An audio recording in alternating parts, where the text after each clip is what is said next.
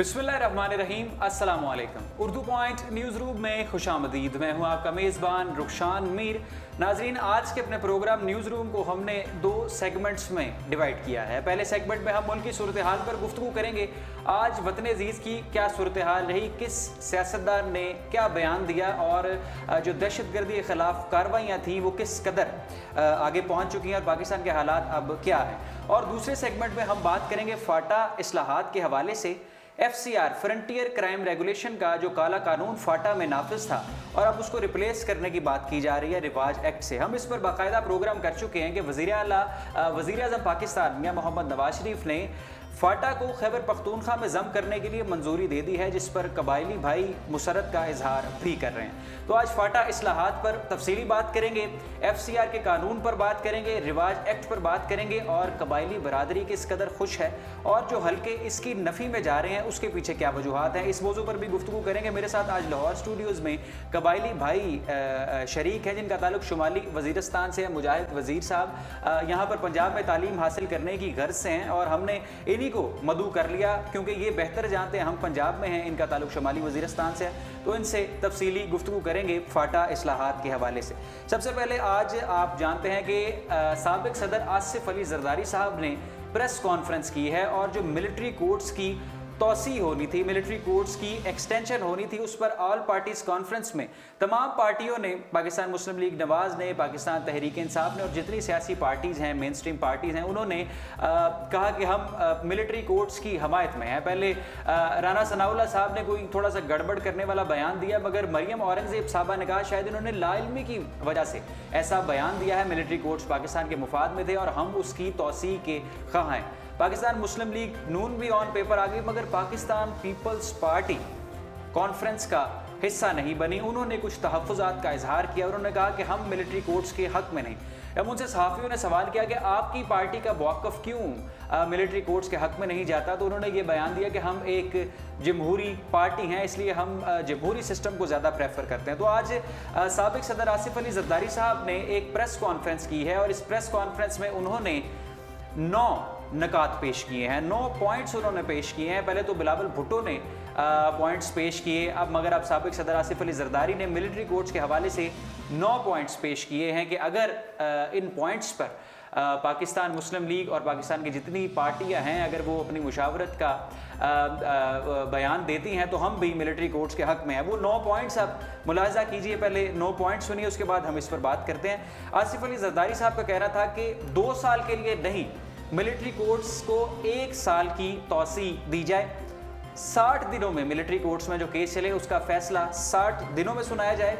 मुलजिम को वकील और कौंसल का मुकम्मल हक और इख्तियार दिया जाए।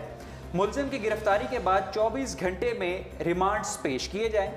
तजावीज़ के तहत फौजी अदालतों में सेशन और एडिशनल जजेस भी बैठें। मुलजिम को हाई कोर्ट में अपील का हक हो। फौजी अदालत की सरबराही सेशन जज भी करेंगे। ये 9 नकात थे जो साबिक़ सदर आसिफ अली जरदारी ने आज पेश किए हैं और उनको तनकीद का सामना भी करना पड़ा है। कुछ लोग कह रहे हैं कि शायद उनको ये खौफ है कि वो भी मिलिट्री कोर्ट्स के शिकंजे में ना आ जाएं। डॉक्टर आसिम वाला हाल शायद आसिफ अली जरदारी का ना हो जाए, इस वजह से वो कुछ घबराहट का शिकार है, जिसकी बिना पर वो इन्होंने ये 9 नकात पेश किए हैं। तो इस पर अभी बात चल रही है। इसहाक डार जो पाकिस्तान मुस्लिम लीग नवाज़ से जिनका ताल्लुक है, फाइनेंस मिनिस्टर हैं, उनका कहना था कि हम इन 9 नकात पर गौर करेंगे, इनको देखेंगे। सदर आसिफ अली जरदारी, साबिक़ सदर आसिफ अली जरदारी से बात करेंगे और फिर देखेंगे शायद हम इन 9 जो ये नकात हैं जो आसिफ अली जरदारी का प्लान है, शायद हम उस पर मुत्तफ़िक भी हो जाएँ। और एक और ख़बर शामिल करते हैं। आप सब ने कल PSL का फ़ाइनल देखा। पाकिस्तानी इंतहाई पुरजोश थे। कल पेशावर ज़रबी और कोयटा ग्लैडिएटर्स के माबैन कज़ाफ़ी स्टेडियम लाहौर में मैच खेला गया और पूरा पाकिस्तान और ओवरसीज़ पाकिस्तानी भी मैच के लिए बहुत पुरजोश दिखाई दिए और कहीं जगह पर स्क्रीनिंग हुई, किसी लोगों ने अपने घरों में मैच देखे, कहीं पर बत्ती ने तंग किया, बिजली ने कम किया, लोड शेडिंग ने तंग किया, मगर तमाम पाकिस्तानियों ने पेशावर ज़ल्मी की जीत को भी इंजॉय किया। उसी दौरान जब ये मैच चल रहा था, पाकिस्तान में खुशियां मनाई जा रही थी, तो दहशत गर्दों ने अफ़गानिस्तान वाली साइड से पाकिस्तान के कबायली इलाके महमद एजेंसी में पाक फ़ौज की 3 चौकियों पर मार्टर गोला رات گئے مارٹر گولے سے حملہ کیا ہے محمد ایجنسی میں، جو کہ پاکستان کا ایک قبائلی علاقہ ہے۔ ISPR نے اپنا بیان صبح جاری کیا اور اس میں 5 جو ہمارے فوجی ہیں، جو ہمارے ہیروز ہیں، 5 اس میں فوجی اہلکار شہید ہوئے ہیں۔ ان کے آپ پہلے نام ملاحظہ کیجئے، سپاہی نیک محمد، سپاہی انور الطاف اور نائک صفدر کے نام ISPR نے ہمارے ساتھ شیئر کیے ہیں۔ یہ وہ جوان ہیں جنہوں نے دہشت گردوں کو جوابی کارروائی دی، دہشت گردوں نے مارٹر گولہ گرایا اور انہوں نے یہاں سے جوابی کارروائی کی، جس کے نتیجے میں 5 پاکستانی فوجی اہلکار، جبکہ دہشت گردوں کی جانب سے 10 دہشت گردوں کو موقع پر جہنم واصل کیا گیا۔ ان کے پلانز تو پاکستان کو اور پاکستان کی چیک پوسٹوں کو سخت نشانہ بنانا تھا۔ جس طرح میں نے آپ کو پہلے عرض کیا کہ محمد ایجنسی میں 3 چیک پوسٹوں پر حملہ کرنے کی کوشش کی گئی، جسے پاک فوج کے جوانوں نے بروقت کارروائی کر کے اس کو ناکام بنایا۔ اس کے بعد رد عمل پھر پاکستانی حکومت کی جانب سے خاصا سخت آیا ہے۔ ہم نے جو ان کے نائب سفیر ہیں عبد الناصر کو دفتر خارجہ طلب کیا اور سخت احتجاج ریکارڈ کروایا۔ افغانستان کے جو نائب سفیر ہیں عبد الناصر کو ہم نے دفتر خارجہ میں طلب کر کے سخت احتجاج ریکارڈ کرایا۔ ہم نے پہلے بھی افغان ایمبیسی کو 76 دہشت گردوں کی لسٹیں فراہم کر دی ہیں جن کا تعلق افغانستان سے تھا، اور افغانستان کے جو ایمبیسیڈر ہیں ان کا یہ کہنا تھا کہ یہ 76 لوگ افغان گورنمنٹ آنڈ ایریاز میں نہیں، مگر شاید ان کا تعلق ان علاقوں سے ہو جہاں پر افغان طالبان کا کنٹرول ہے، اور انہوں نے یہ سارا بیان دے کر پاکستان کے ایک نجی ٹی وی چینل پہ اپنے آپ کو اس میں سے نکالنے کی کوشش کی۔ آپ جانتے ہیں کہ پاکستان نے اور افغانستان نے جو بارڈر تھا پاکستان اور افغانستان کے درمیان، پاکستان نے اس کو بھی بند کر دیا تھا، اور ایک ہفتہ قبل افغانستان کی طرف سے اس پر بھی سخت بیان دینے کی کوشش کی گئی۔ افغانستان کی طرف سے یہ بیان آیا کہ اگر پاکستان نے یہ گیٹ نہ کھولا تو پاکستان میں پھنسے 25,000 افغان شہریوں کو فضائی راستے سے وطن واپس لے جایا جائے گا۔ یہ بیان افغان سفیر عمر زخیلوال نے دیا اپنے سوشل میڈیا پر پیغام کے ذریعے، اور پاکستانی ٹی وی چینلز میں بھی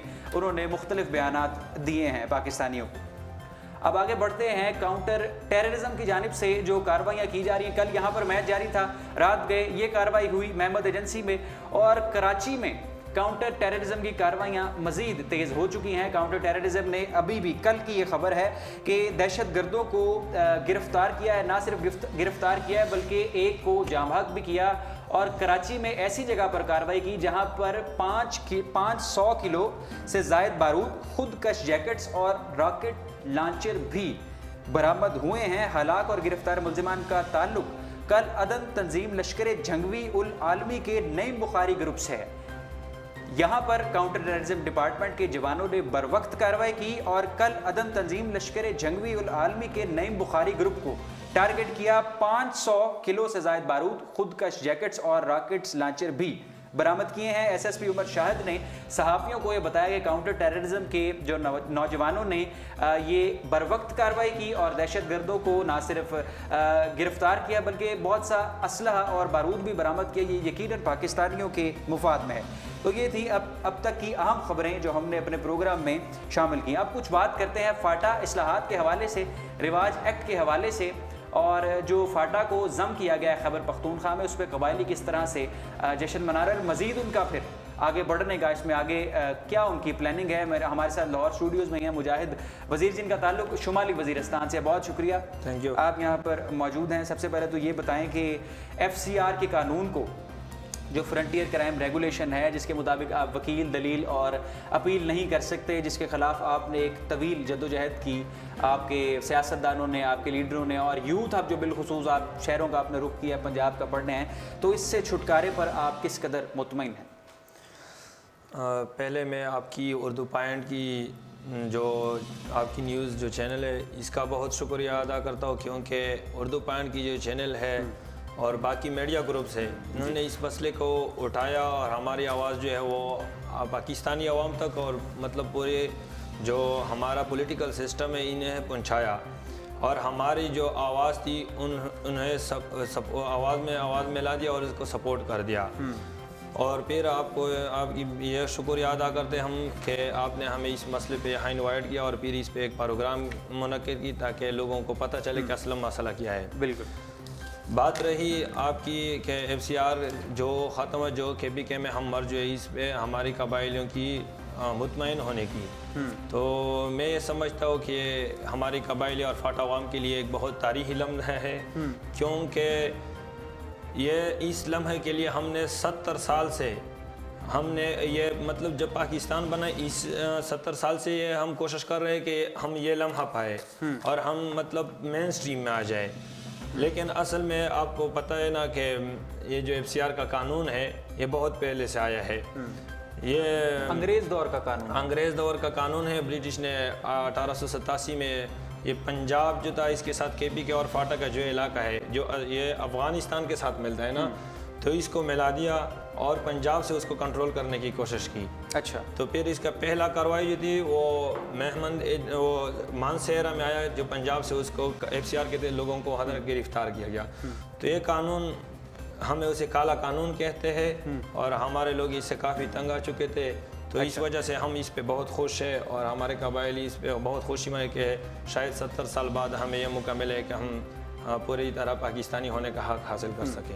अच्छा, ये जो रिवाज एक्ट है, ये रिवाज एक्ट FCR को रिप्लेस करेगा? इस पे बहुत से कबायली हजरात बरहमी का भी इजहार करें। कुछ रिपोर्ट्स मेरे पास हैं, कुछ आर्टिकल्स हैं। आर रिजेक्टेड रिवाज एक्ट, फाटा अलायंस फियर्स रिवाज act to prove another FCR। लोगों का ये कहना है कबालियों का कि रिवाज एक्ट भी कहीं FCR ना बन जाए। ये क्या सारा मामला है? ये असल इस तरह बात है कि हुकूमत ने हमें 5 साल का जो वक्फा है वो दिया कि ये जो रिवाज एक्ट है यहाँ पे 5 साल तक लगे मतलब आप पे इम्पोज होगा, क्योंकि वो समझते हैं कि हमने जो 70 साल का अरसा गुजारा है ना जो FCR के तहत था, तो फिर अचानक हम मेन स्ट्रीम में जब आ जाए ना तो ये हमारे लिए मुश्किलात पैदा करेगा। क्योंकि हमें जो है अभी पुलिस से वास्ता नहीं पड़ा है, हमारा जो मेन आपकी कॉन्स्टिट्यूशन है पाकिस्तान की उससे वास्ता नहीं पड़ा है। बहुत सी इसमें ऐसे कवानीन है जिसका हमें उनसे वास्ता नहीं पड़ा है। तो इस वजह से उसने रिवाज एक्ट इसलिए लागू किया क्योंकि एजेंसी को तरक्की याफ्ता बनाकर आपको ज़िले के बराबर लाने के लिए कोई दिन रात का बात नहीं है, इसमें आप एक अरसा लगेगा। इस तरह आप ये जो है ना रिवाज एक्ट इसलिए लागू कि रिवाज एक्ट में बेसिकली है क्या चीज़। रिवाज एक्ट FCR में हमें अपील, वकील और दलील का हक नहीं था। बिल्कुल। FCR में कलेक्टिव रिस्पांसिबिलिटी, अगर आपका कोई फैमिली जो है फैमिली मेंबर एक मेंबर आप भी कोई जुर्म करे तो आपका पूरा फैमिली जो है इस पे जुर्माना भी हो सकता है और उसको गिरफ्तार भी किया जा सकता है। वो पूरी सज़ा के इस एक्ट के तहत आता है। तो रिवाज एक्ट जो है वो हमें ये देता है कि वो इंडिविजुअल रिस्पांसिबिलिटी इसमें आ गई, क्योंकि आपको जो है ना वो आप जो कोई इंडिविजुअल गलती करता है, जुर्म करता है तो सिर्फ उसी की सज़ा मिलेगी। दूसरी, रिवाज का मकसद ये है ना कि जो आपका रिवायात है, आपका रिवाज का सिस्टम है इलाके का, वो अभी तक मेंटेन रखा है। वो कहते हैं कि आपका जरगा सिस्टम जो है हमारे यहाँ, आपको पता है ना कि हमारे यहाँ जरगे सिस्टम के ज़रिए मसाइल जो है वो हल हो रहे हैं ना, तो कहते हैं इसकी जो कानूनी हैसियत है वो भी रहे और आपको वकील, अपील और दलील का हक भी हासिल हो। तो इससे जो जरगे वाले हैं वो तो खासे डिस्टर्ब नहीं होंगे? असल बात तो ये है ना कि हम चाहते हैं, कबाइल चाहते हैं कि जो मलकिज़म का जो सिस्टम है, आपका जो चुदराहट का जो सिस्टम है, कबाइली जो मशरान है उसका ख़त्म। क्योंकि अगर जरगा एक फ़ैसला करे FCR के तहत तो फिर आप उसे चैलेंज नहीं कर सकते। और अब रिवाज एक्ट में हम उसे चैलेंज कर सकते हैं, हम हाई कोर्ट, सुप्रीम कोर्ट हमें ले जा सकते हैं। तो इस वजह से उसकी जो अभी तक जो इसके खिलाफ जो जदोजहद, शायद आपको पता होगा नहीं, उसने अदालत में इसके लिए दरख्वास्त भी दी है इस फैसले के ख़िलाफ़। और आपको बाद में तहरीकें भी मिलेंगी, ये लोग उठ खड़े होंगे क्योंकि ये मराहत याफ्ता लोग हैं, ये इसकी जो मतलब मराहत है वो ख़त्म हो गए। मेरा दादा ख़ुद एक कबायली रहनुमा है, कबायली मशर है, वो ख़ुद FCR के मुखालिफ हो, कहते हैं FCR ख़त्म होना चाहिए क्योंकि ये हमारे नौजवान नस्ल जो है इसके लिए मुश्किलात पैदा कर रहे हैं। तो मैं समझता हूँ कि रिवाज एक्ट अब बेहतर है, क्योंकि जो कहते हैं कि अगर कुछ भी नहीं मिलती तो इससे वो बेहतर कि थोड़ा भी मिल तो जाए। हम तो अब मेन स्ट्रीम की तरफ जाने प्रोसेस शुरू हुआ ना, तो हम इसके हक में कि रिवाज एक्ट कोई मसला नहीं है, ये हो जाएगा इंशाल्लाह टाइम के साथ, ये भी चेंज हो जाए। अब हम मेन कॉन्स्टिट्यूशन की तरफ आ जाएंगे, लेकिन सिर्फ इसके साथ हमारा सेटल हो जाए। अच्छा ठीक है। FCR से कबायली लोग बहुत परेशान थे, پولیٹیکل ایجنٹ کا جو کردار ہے اسے بھی اسی طرح لوگ ہم دیکھتے ہیں کہ پولیٹیکل ایجنٹ سے بھی لوگ ناخوش ہیں. یہ جو افسر بیوروکریٹ ہوتا ہے اس سے بھی لوگ تنگ ہیں اور اپنے تحفظات کا اظہار کرتے ہیں. یہ ذرا ناظرین کے ساتھ ایکسپلین تو کریں. بالکل روشان میر صاحب، اگر آپ دیکھیں تو پولیٹیکل ایجنٹ جو ہے ہمارا وہ ایجنسی کا بادشاہ تصور کیا جاتا ہے. وہ جو ہے نا وہ بالکل وہ آپ کا جو ہے تانے دار بھی ہے. آپ جب جرم کرے تو وہ آپ کو گرفتار بھی کرتا ہے اور آپ کو جو ہے وہ سزا بھی سناتا ہے اور آپ کو جو ہے جیل بھی بھیجتا ہے اور آپ ان کے خلاف جا بھی نہیں سکتے. آپ وہ جو کرپشن کرے وہاں پہ جو بھی کچھ کرے وہ جو ہے وہ ان کے خلاف آپ اس کے خلاف اپیل نہیں کر سکتے. دوسری بات یہ ہے کہ یہ بیوروکریٹ ہوتا ہے نا، یہ کے پی کے سے آتا ہے یا مطلب فیڈرل سے، لیکن اکثر کے پی کے والے جو ہے وہ آتے ہیں نا، تو اس کا جو ہے وہاں سے کے پی کے میں سے جو سی ایس ایس کا امتحان پاس کر کے افسر بنتا ہے وہ پھر فاٹا میں شفٹ ہو جاتا ہے پولیٹیکل ایجنٹ کے طور پہ. وہ پولیٹیکل ایجنٹ پھر جب وہ آتا ہے تو پہلے وہ جو ہمارے مشران قبائلی جو جرگہ سسٹم کے لوگ ہیں، جو ایلڈرز ہیں، ان کے ساتھ مل جاتے ہیں. ان کے ساتھ معاملات ان کا عوام کا اور پولیٹیکل ایجنٹ کا کے درمیان جو رابطے ہیں وہ بہت کم ہوتے ہیں، کیونکہ عوام کے نمائندے ہوتے ہیں وہ قبائلی مشران اور گورنمنٹ کا نمائندہ ہوتا ہے پولیٹیکل ایجنٹ. تو یہ دونوں آپس میں معاملات پہ کرتے، عوام ان میں انوالو نہیں ہوتے. تو اصل مسئلہ جو ہے یہ پولیٹیکل ایجنٹ کا یہ ہے کہ وہ اپنی اختیارات کا استعمال کرتے ہیں اور ہمارے لوگ ان کی اختیارات سے کافی تنگ آ چکے، ان سے چھٹکارا پانا چاہتے ہیں تاکہ ہم بھی باقی شہریوں کی طرح اپنی زندگی گزار سکیں. ٹھیک ہے. اچھا، بہت سے لوگ یہ بھی اپنے تحفظات کا اظہار کر رہے تھے کہ ریفرینڈم ہونا چاہیے تھا اتنے بڑے فیصلے سے قبل، تو ریفرینڈم مگر نہیں کروایا گیا. اور بہت سے سیاستدان، ہم نام اکثر گنوا چکے ہیں اس میں، عثمان خان کاکڑ صاحب اور سینیٹر ایک دو، وہ یہ کہتے ہیں کہ ہم اس فیصلے کو پشتون دشمن تسلیم کرتے ہیں ریفرینڈم کے بغیر کہ نواز شریف صاحب نے پشتونوں پر ظلم کیا ہے. مگر جب ہم قبائلیوں سے ملتے ہیں، جس طرح آپ اب میرے ساتھ اس وقت موجود ہیں اور جتنے بھی ہمارے قبائلی بھائی دیکھ رہے ہیں، وہ اس فیصلے سے خوش دکھائی دیتے ہیں. اس پر کیا آپ کا موقف ہے؟ اصل بات یہ ہے ریفرینڈم کے حوالے سے کہ ریفرینڈم کی تاریخ آپ جان چکے کہ ریفرینڈم پاکستان کی جو حوالے سے کہ کیا ضیاء الحق نے جو باقی جرنیل نے اس ریفرینڈم کیا پورا اس نے اپنے حق میں کر دیا نا، مطلب شفاف طریقے سے نہیں. ایک تو یہ بات ہے. دوسری اصل بات یہ ہے کہ ہم کسی ملک کے ساتھ الحاق نہیں کرتے، ہم اپنے لیے علیحدہ اسٹیٹ نہیں چاہتے، ہم صرف چاہتے ہیں کہ ہم مین سٹریم میں آ جائیں. مین سٹریم میں اگر آپ دوسرے ملک کے ساتھ کرتے، جس طرح آپ نے کہا کہ آپ نے سوچا ہوگا، دیکھا ہوگا جو انگلینڈ والے وہ اس نے اسکاٹ لینڈ والے اس سے جو جدا ہونے کے لیے ریفرینڈم کر رہے تھے نا، بالکل، کیونکہ وہ اپنے لیے علیحدہ اسٹیٹ چاہ رہے. دوسرے انگلینڈ جو ہے وہ خود یورپی یونین سے مطلب علیحدہ ہونے کے لیے ریفرینڈم کروائے. تو یہ اسٹیٹ کو ہم تو پاکستان کے اندر پاکستانی ہے اور صرف مین سٹریم کے لیے آنا چاہتے ہیں. دوسری بات یہ ہے کہ ادھر جو آپ کا سوات کا ہے وہ 1970 میں پاکستان کے ساتھ شامل ہوا، آپ کا ریاست سوات، اس کے لیے ریفرینڈم کیا گیا. آپ کا مالاکنڈ جو ایجنسی ہے وہ فاٹا کا علاقہ تھا وہ کے پی کے میں شامل ہو، اس کے لیے کیوں کیا جائے؟ ہاں، تو وہ ایک صدارت نوٹیفیکیشن کے ذریعے کیا گیا. تو پھر کیوں ہمارے لیے ریفرینڈم؟ اور دوسری یہ بات کہ آپ کا جو پرائم منسٹر نے جو ہمارے لیے فارم کمیٹی بنائی، وہ سارے ایجنسیوں کی دورہ کیا اور پورے ایلڈر جو ہے ایجنسی کے، آپ کی قبائلی مشران ہو گئے، آپ کی طلباء ہو گئے، آپ کی پولیٹیکل پارٹیز ہو گئے، آپ کے وکلاء حضرات، آپ کی جتنے بھی طبقہ ہے اپنی ایجنسی کے، ان سب سے مل کے مشورہ کیا اور آپ کے لیے 4 آپشن رکھتی ہے: علیحدہ صوبہ، کے پی کے ساتھ مرجر، یا گلگت بلتستان کے شکل میں آپ کونسل چاہتے ہو علیحدہ، یا اسی حیثیت میں آپ رہیں کہ فاٹا ہی فاٹا رہے. تو پھر اس نے یہ 4 آپشن دیے کہ قبائل اس میں ایک سلیکٹ کرے. قبائل نے 90% سے زیادہ لوگوں نے آپ کے والا مرجر والا کہا ہے، کیونکہ اگر آپ دیکھا جائے تو جو علیحدہ صوبے کا معاملہ ہے وہ پاکستان کا، آپ کو پتہ ہے اسٹیٹ کی پالیسی جو ہے اس کے بارے کافی اسٹرک ہے. علیحدہ صوبے آپ کی سرائی کی چاہتے ہیں، پھر آپ کا ہزارہ چاہتے ہیں، آپ کا کراچی والے چاہتے ہیں، آپ کی باولپور، آپ کی جو بلوچستان میں پختون اور تو پھر یہ مسئلے اٹھ جائیں گے. دوسری ہمارا فاٹا کی فیزیبلٹی جو ہے وہ کافی مسئلہ بناتا ہے، ہماری ریسورسز نہیں ہے. اس کے بعد ہمارا 27,220 مربع کلومیٹر کا علاقہ ہے فاٹا کا، 80 لاکھ سے زیادہ اس کی آبادی ہے. تو پھر یہ سارا افغانستان کے ساتھ لگا ہے اور اس کی 7 ایجنسیاں سارے ایک جگہ پہ نہیں ملے ہوئے. ایک ایجنسی دوسرے آپ کی، لیکن یہ ہے کہ 7 ایجنسی سارے کے پی کے سے ملے ہوئے ہیں. بالکل میرا روایات سب کچھ یہ کے پی کے کے ساتھ افغانستان سے آپ نے مجھے یاد کروایا کہ ملے ہوئے ہیں افغانستان کے ساتھ ایجنسیاں بالکل ملتی ہیں. تو اب یہ ساری دہشت گردی کی لہر کے بغیر کیا میکانزم ہے؟ آپ اس طرح قبائلی موو کر رہے ہیں افغانستان سے ادھر اور یہاں سے وہاں؟ جی بالکل، ہمارے قبائل جو ہے اس کے افغانستان کے ساتھ ٹریڈ ہے ادھر اس کی مارکیٹ میں، اور ہمارے مارکیٹ مطلب ٹریڈ کرتے ہیں. ابھی تک تو آپ نے دیکھا ہوا کہ پاکستانی بارڈر کا چیک اینڈ بیلنس سسٹم کچھ اچھا نہیں تھا. لوگ ایزیلی بارڈر مینجمنٹ تھوڑی سی فلاپ تھی، وہ مسئلہ تھا. لوگ ایزیلی آتے ہیں اور جاتے بھی ہے، کاروبار کرتے ہیں نا بغیر ویزا کے، بغیر پاسپورٹ کے. کیونکہ افغان جنگ گزرا ہے تو پھر ہم نے ان کی مہاجرین کو یہاں پر مطلب پناہ دی، تو پھر اسی وجہ سے اب فی الحال کیا سٹیٹس ہے؟ اب تو ہے کہ ترخان بارڈر جو ہے اس کو بلاک کیا گیا ہے، اور قبائلیوں کی جو کاروبار ہے وہ بالکل سٹاپ ہو گیا ہے، کیونکہ ادھر یہاں سے ادھر لوگ نہیں، ادھر سے یہاں نہیں آ سکتے.